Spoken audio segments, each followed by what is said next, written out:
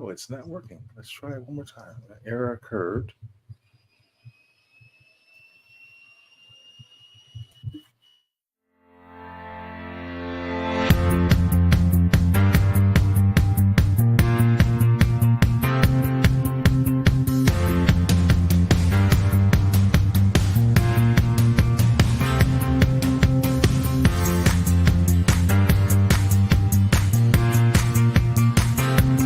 Of anything they have to offer me, right? It's like, get over yourself, Mark. You've got to.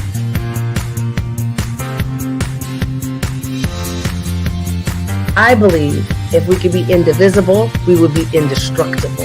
And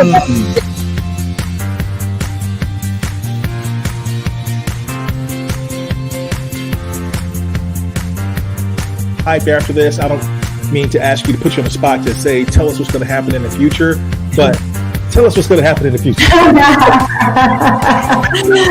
Good.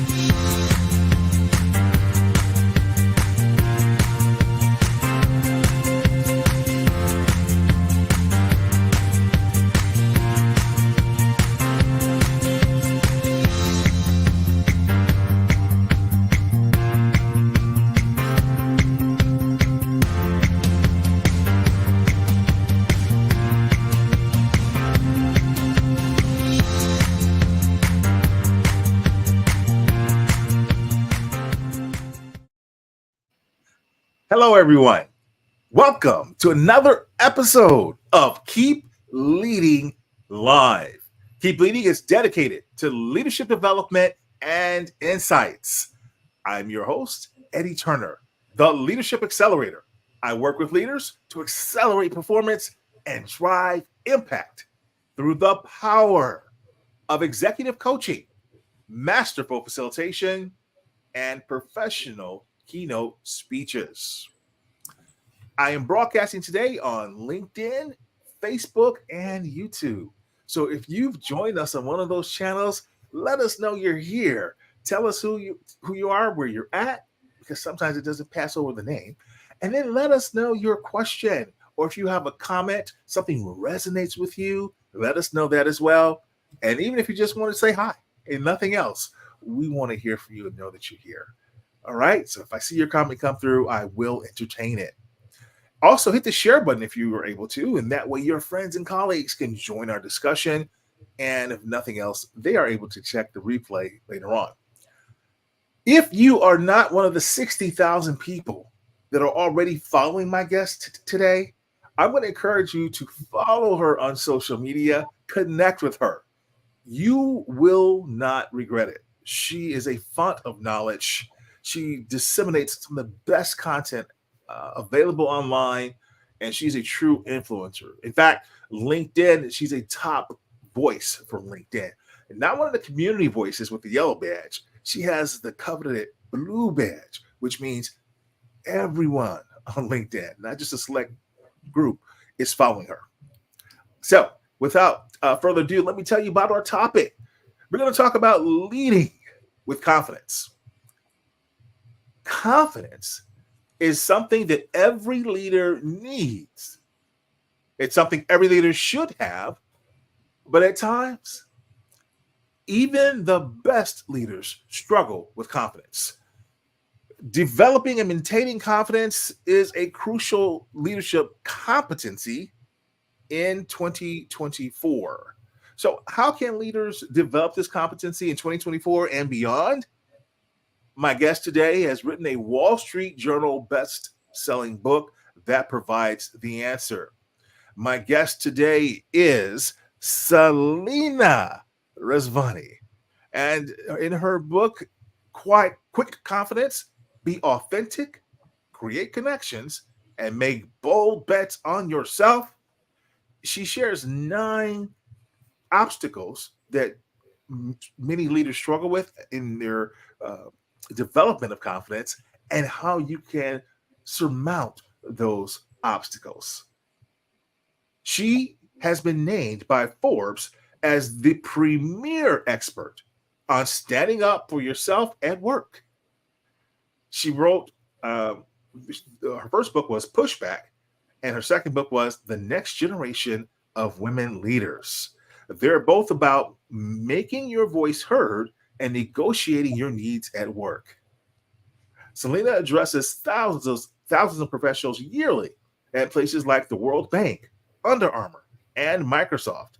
And today you'll notice her column for NBC News, among other places that she's writing for. She's based in Philadelphia, where she lives with her husband Jeff and her 11-year-old twin boy and girl twins. Selena, welcome to Keep Thank you. Thank you, Eddie. I've been such a fan of your thought leadership and your coaching. And so it's really awesome to be here. Thank you. Well, I've been a fan of your thought leadership, and I want to show your book as we move into this. And I got a chance I've been following you and watching your work. And then I got an opportunity to go to London for the prestigious Thinkers 50 event at the end of 2023 in November. And who did I see in the hall? And I was like a fan moment. I'm like, Selena. It was so awesome because I think you were so warm and friendly, Eddie, but you also kind of perfectly demonstrated one of the confidence tips I share in the book, which is being willing to be the first, to go right up to somebody rather than go, oh, I know them. Maybe I'll wait here and see if they come up to me. Oh, yeah. No, I didn't wait. No, but I love that. It was such a kind of warm invitation and said a lot about you. Well, thank you. Thank you, Selena. Well, tell me, your beautiful book, what made you write Quick Confidence? Well, right around 2020, that big year in a lot of our lives, things were going well in my business. It was growing. And just like that, with the pandemic, a lot of those contracts I had worked really hard for, speaking and training, kind of dried up. And with it, my confidence went way down. And the more I talked to other people dealing with the uncertainty of the pandemic, they were talking about their loss of confidence, right? Concerns about health, well-being, job security. And I thought to myself, what if you could kind of provide people this little daily or weekly fortifier, just a little confidence boost? And so I started a weekly newsletter on LinkedIn called Quick Confidence. And I was so thrilled when that went viral, Eddie, and found this community and became this forum. And so the book was really born out of that. How can I share those weekly tips I've developed with people in a reference book, if maybe they're negotiating a big, important deal or a contract, they can go to the negotiation section. Or they're looking for confidence around making first impressions, they can go right to that part of the book. So it's been a thrill to turn it into something that I hope even more people can use. And that's saying something, because you wrote it in such a way that, to your point, people can just go right to where they have a pain point and get an answer and a solution that you have really proven works. I think so, because one of the things that excites me about these tips is they're not just kind of in one category. In fact, they're on 3 levels, right? So your mindsets, your interactions with others, and a third area or level is your body. What you do with your body in those moments where maybe your confidence is rattled. So really exciting to get to share 3 levels with people, knowing some folks are a little bit more in their head. Some folks might be more physical and respond to something there. Some folks might be more relational. So there's kind of something for everyone here to test your confidence and build that durable confidence. Yes, and that is a key point. Because you can have confidence and then lose it. A life event, new job, promotion, and all of a sudden this incredibly confident leader, they've lost that confidence. So I love the idea that you're talking about how to build durable confidence. And by the way, for those who are not subscribed to your newsletter, I'm going to encourage you to become one of the 108,000 people who have subscribed to your newsletter. And if you don't know, that's a big deal, that number. It's hard to get subscribers to your newsletter. So to have that many is quite a feat. Congratulations, Selena. Thank you. Thank you. I learned so much from that community. They will tell me when something is helpful and they'll say, this, I want you to tell me more, or did you consider this angle? So I learned so much from my community. Indeed. And that's what makes it such a good book and why it became a Wall Street Journal bestseller, because it's coming from real people with real problems. And so it just resonates with people when you address it for them. Now, I'm going to ask you a question that's at a high level, because it differs by person. But at a high level, what does being confident look like? Yeah. So it's interesting, Eddie, because one of the questions I get so often is, yeah, but what if I might look arrogant? What if I get it wrong? And the truth is, confidence is on a spectrum, right? On one side, there is the more braggadocious, arrogant style that's very in your face, that often sounds like my way or the highway. I don't need others' input. Kind of domineering and in your face. And while I understand the worry about looking that way and the turnoff, I would almost say we over-index on our fear of arrogance. And we forget about what can happen when you are underconfident, right? You might fail to hazard your great idea in a meeting, your out-of-the-box idea. You might fail to go up to that individual at the networking event who has your dream job and learn from them. You might fail to raise your hand for an opportunity at work where you could add value. And so I think confidence, the little bit longer answer to your question is that happy middle. It's a place where you're open and inviting other people's feedback to your work. You have the confidence to say, I have one take on it. I wonder what other people's take is on this issue, this idea, whatever it may be. I also think confident people are very willing to extend votes of confidence to others. It's not just the me show. It's a willingness to amplify other people and talk about the we sometimes and share how somebody else is shining. And I think also one more thing I'll say, really great confidence is a healthy respect for your strengths. There's nothing untoward about being honest with other people about your strengths. Beautiful. Thank you for sharing that definition and giving those examples. So it's not being arrogant, but it's also not being overly passive. That's right.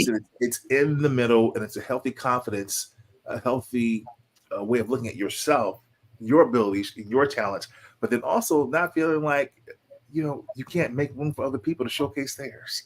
So I love that. Thank you for sharing that with us. You also said something in your answer there that I think is interesting, because it's one thing to have confidence, as you just defined it and gave the examples for us. But now, where do I show this confidence becomes another question. Do I just need to show my confidence at work? What about when I go to the networking events? What would you say? Yeah, so I think this is a life skill. I don't see it as just a work skill or just a personal life thing, just something we do in our affinity groups and clubs. I really see it as a life skill to build those connections with others, right? Which we know lead to all kinds of well-being and wonderful benefits when we're connected to others. And so one simple thing I would encourage, and I was hinting at this with something you modeled really well, is to practice what I call the dog principle, right? I have a big giant breed dog in my house. And what does she do? Her name's Midnight. As soon as somebody comes to the door, she doesn't sit in the corner and overthink it. She doesn't talk to 5 of her friends first and say, should I go approach so-and-so and say hi? No. What does she do? She goes right up to the person to greet them.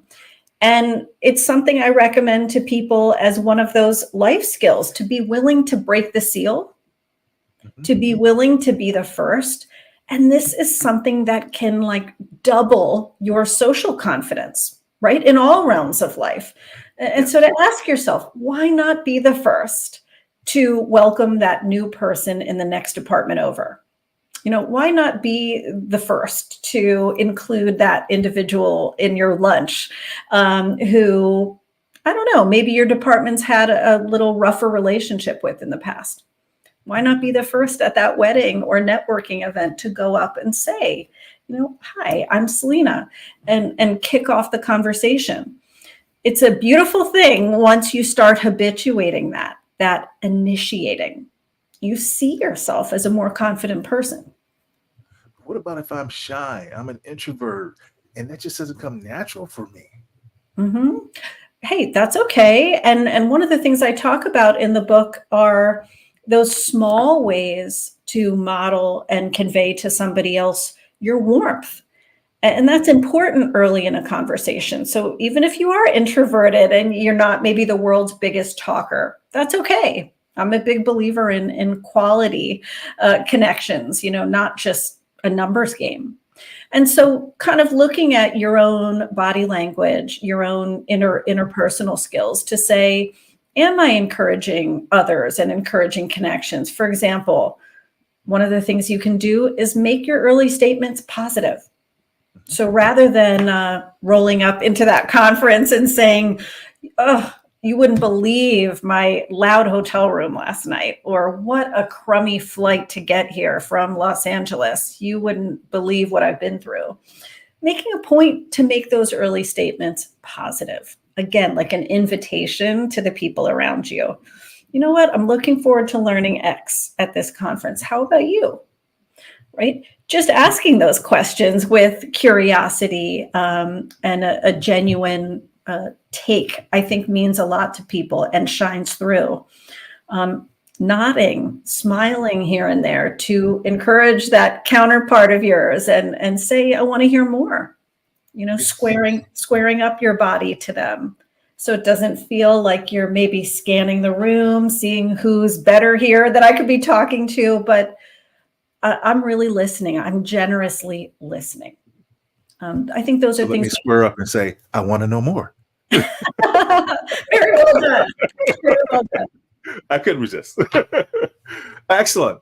Well, as I think about that, what you're talking about, those steps and what we should take, and piggybacking off of where we started in terms of arrogance and confidence, what that looks like, it makes me think about, in my work as an executive coach, what happens when it comes to leaders at all levels, but I especially see it with very accomplished women who have just, you're looking at them, you go, wow.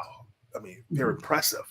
They're so stately. And in some cases, that little imposter creeps in, right? That imposter, some would say syndrome. One of my a doctor friend says it's the imposter experience, not a syndrome, because that's clinical. So how would you say that people who may have that creep in can reverse that through this principle of quick confidence? Yeah. One of the things I recommend to people I coach and train is stop overestimating what everyone else can do and underestimating what you can do. You will always be competing, especially as you move up, against very smart, credentialed individuals, right? And so you need to resist that urge to say, oh, well, she's ready to be a VP. Me, I don't know. Or he's got the right education for that director level role. I need 2 more years. Okay, they know what they're talking about, but me, I'm still learning.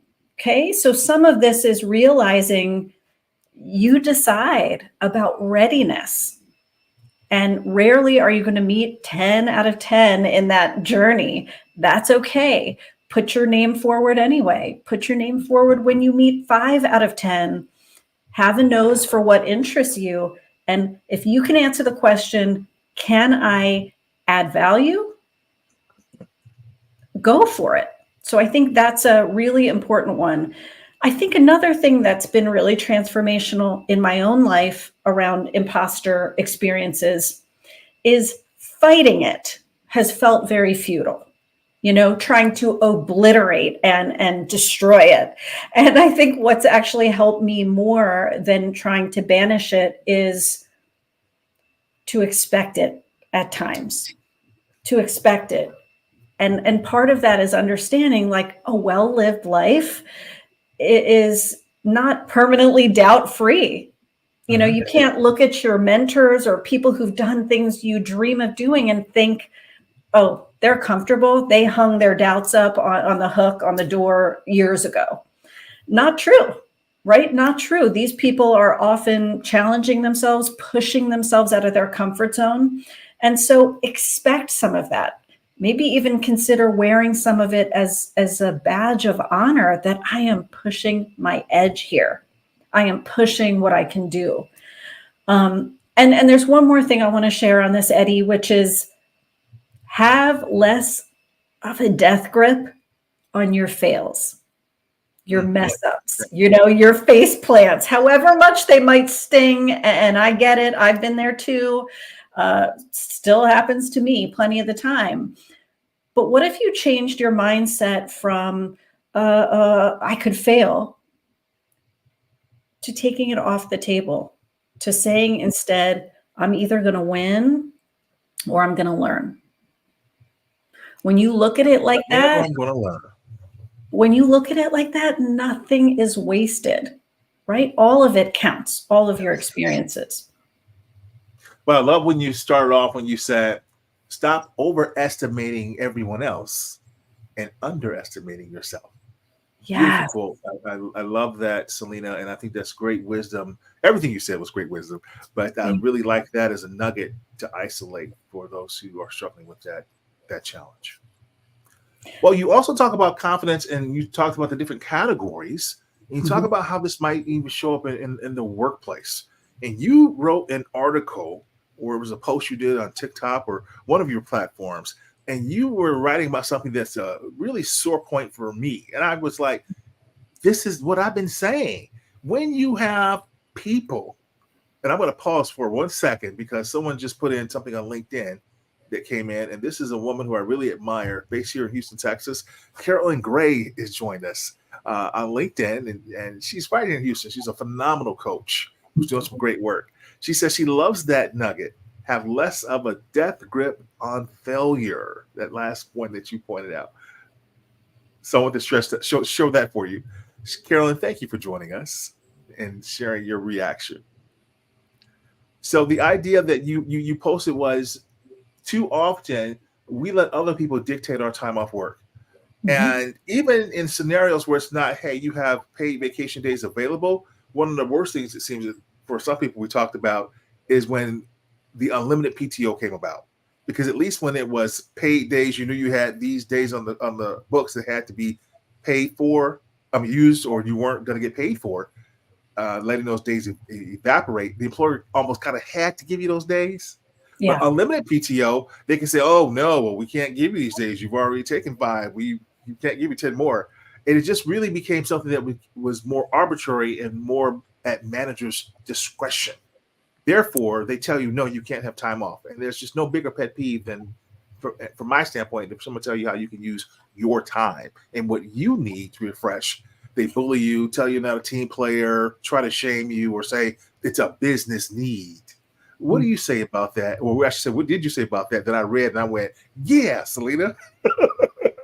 Yeah, I used to take it all wrong. And I mean that by, the fact that I saw taking paid time off as this earned kind of painkiller. I grinded really hard, and now I get to take this time off as a result. I have to earn it. And I see it so differently now. I see it more like that vitamin, that thing you take preventatively to kind of keep you healthy, to care for yourself in just a small everyday way as you go. And look, we are less likely than other countries to use our paid time off. And when we do, we're less likely to totally unplug, and feel true freedom to enjoy that time and get away from work. And so I think there's things we as individuals can do about this. For example, not over justifying our time off, coming with that confidence to say, I'll be out from this date to this date, off the grid, I look forward to responding to messages and things on this date, right? Bringing that firm, You assertive mean having to work when you're supposed to be on vacation is not really a vacation? Oh, that can almost be right worse than a regular Yeah, week at the office yeah, because you're trying to do double duty, right? You know this, right. Eddie. You know your family or who you're with may be mad at you and irritated. You're upset with yourself, maybe your boss. So it can really ruin a vacation quickly, and I do not recommend it.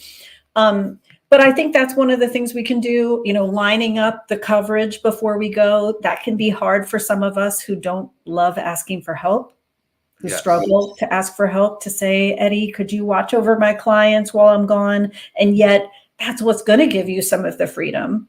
I think on the manager side, again, managers not asking you to over justify.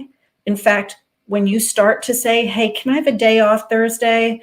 I need to run my mom to a doctor appointment and I need to do this and take my kid, for them to almost stop you and say, it's your time. It's called personal time for a reason. You don't need to tell me. Thanks for letting Yeah, me I know. love that you stress that because there's still far too many managers that expect you to tell them every detail of what you're doing and Right. forget the fact that personal time means personal time. Yeah, What you're so doing in many your people, personal time off is your business. that's right. And so many people have told me there's even a drop down, you know, Mhm, like on their company system. mhm. What is the nature of your PTO? Yes, I mean, yes, this is excessive. This is a time where something like 70% of employees are seeking and hungry for more autonomy.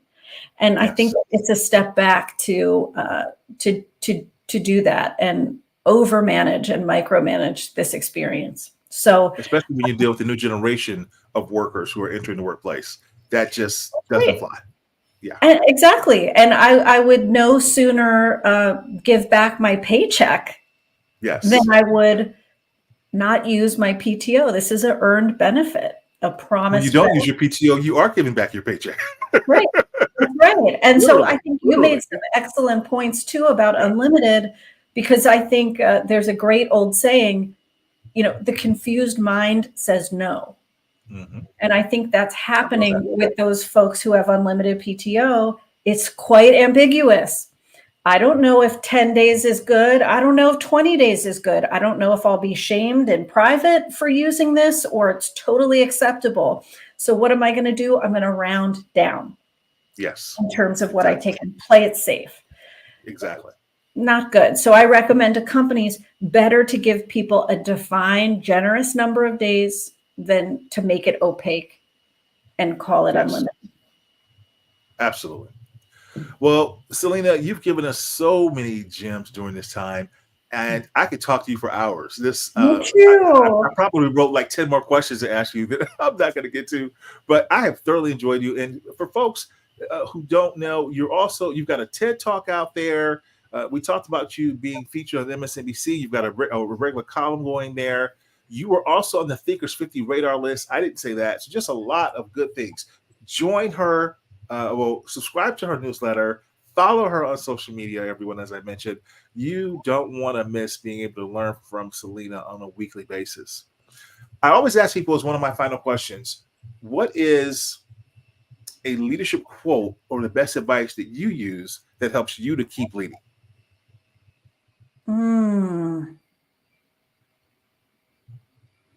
I would say don't tell yourself no before they do.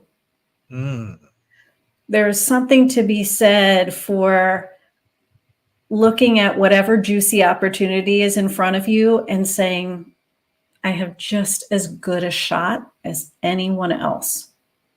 And so be willing to affirm yourself, be willing to trust your instincts that there's something here, there's some impact I could make. And believe in that. Don't tell yourself no before they do. Shoot your shot. shoot your shot. All right. And what's the biggest takeaway people should take away from our conversation today? With the biggest concept that you want them to walk away remembering? This is not just about boosting yourself. That is an awesome thing you can work on to build that lasting confidence and author new types of thoughts in your own mind and new relationships even. it's also about what you can do to make those micro affirmations, validations to other people. So my quick advice here is give somebody else a great intro. Not this is Andy from accounting, but this is Andy Jones, everyone. She comes to us with experience leading 4 end-to-end projects just like this one. Notice when somebody's been diminished or is being kind of ignored. Laura, I'd really like to hear the rest of your idea. Be that amplifier for them. Sometimes this is defending someone from criticism. Maybe they're quick to be dismissed or don't listen to her. You might say something like, let's hear this idea out. Yes. Let's entertain this. Let's give it a chance. And I think something we all appreciate, Eddie, you're really good at this. Recognize someone's contribution. Might seem minor to you, might seem like this little throwaway thing to you. Kim, you just made a connection I had never made before. Thank you. But to them, the receiver, it might be major. It might be a pivotal confidence moment. So, throw that confidence like confetti. Be willing to give this as much as you work on it yourself. Beautiful. Well, Selena, I can't thank you enough for being a guest today and sharing your wisdom with us. Visit SelenaRezvani.com, everyone, to learn more about her work and to get your copy of Quick Confidence wherever books are sold. Thank you again for being a guest, Selena. Thank you. I'm so excited. You're such a bright light, and I hope we get to do it again. I do too. And before I tune out here, let me just share one comment that comes from Ms. Nassif. Whoa, from painkiller to vitamin, as if from illness to health. Thank you. She's a phenomenal coach who I met on the largest coaching session ever held about a month ago, sponsored by coaching.com. She's based in Egypt. So she's joining us all the way from Egypt. We appreciate you. All right. Well, everyone, that concludes this episode of Keep Leading. We want to share with you, one last one came in. Someone says, thanks for the confidence tips. All right. That's the end of this episode, everyone. Eddie Turner reminding you that leadership, it's not about our position or our title. Leadership is action. Leadership is an activity. And we learned today how we can lead with confidence. It's not the case of once a leader, always a leader. It's not a garment that we put on and take off. We must be a leader at our core and allow it to emanate in all that we do. So whatever you're doing, always keep leading.